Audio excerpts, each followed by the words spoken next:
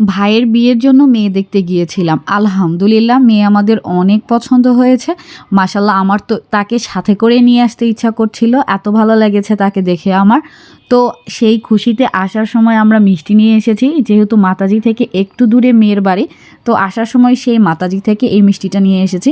নওগাঁ জেলায় মাতাজির এই মিষ্টিটা খুবই বিখ্যাত আর খেতেও অনেক বেশি মজার, একদম ছানার একটা মিষ্টি, এটা অনেক ভালো লাগে। আর আমার ভিডিও যারা দেখেন তারা তো জানেন মিষ্টি আমার কী পরিমাণে পছন্দের একটা জিনিস।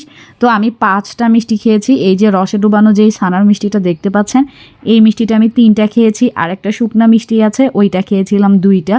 তো এইদিকে আমি টপ মিষ্টি খাচ্ছিলাম, তো আম্মা পাশে ওই মিষ্টির বক্সটা নিয়ে দাঁড়ায় আছে। এই মিষ্টিটা খাওয়া শেষ করে ওই মিষ্টিটা খাবো এই জন্য। তো কী যে একটা মজার মিষ্টি এটা, যারা মাতাজির এই মিষ্টিটা খেয়েছেন তারা তো জানেনই, আর যারা খান নাই যদি কখনো আপনাদের মানে এই উত্তরবঙ্গে নওগাঁ জেলায় আসা হয় তারা অবশ্যই এই মাতাজির এই মিষ্টিটা ট্রাই করবেন।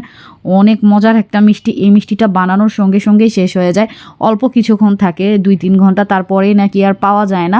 তো যাই হোক আলহামদুলিল্লাহ আমরা পেয়েছি। তো দেখেন মিষ্টিটা দেখে বোঝা যাচ্ছে না, একদম ছানার একটা মিষ্টি, মানে এত মজা লাগছিল খেতে কি বলবো আপনাদের। তো যাই হোক আজকে আমাদের বাসায় সবাই অনেক বেশি খুশি, কারণ আমাদের ছোট ভাইয়ের আমরা বিয়ে দিয়ে দিব। আমরা 3 বোন 1 ভাই, আমাদের ভাইটাই সব থেকে ছোট, তার বিয়ে বলে কথা। তো সবাই দোয়া করবেন আমার ভাইয়ের জন্য, সে যাতে তার নতুন জীবন সুন্দরভাবে শুরু করতে পারে।